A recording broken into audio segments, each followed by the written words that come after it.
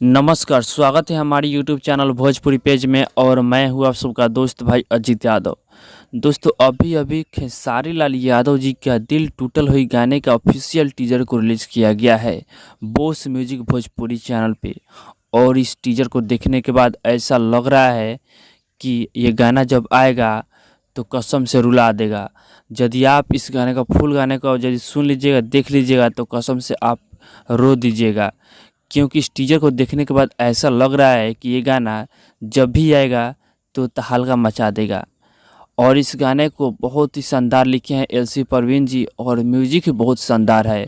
आर्या शर्मा जी का म्यूजिक है और खेसारी लाल यादव जी इस गाने को गाए हैं। बहुत ही प्यारा गाना है जो कि सैड सॉन्ग है और इस गाना को बोस म्यूजिक भोजपुरी चैनल से रिलीज़ किया जाएगा।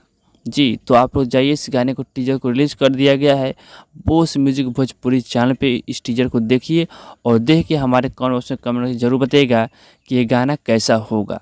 जी, लेकिन ये गाना बहुत ही ज़बरदस्त गाना होगा।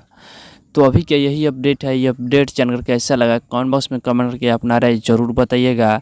बाकी हमारे इस चैनल पर पहली बार आए हैं तो चैनल सब्सक्राइब ज़रूर कर लीजिएगा, क्योंकि इस चैनल पे खेसारी लाल यादव का हर अपडेट सबसे पहले आपको मिलेगा।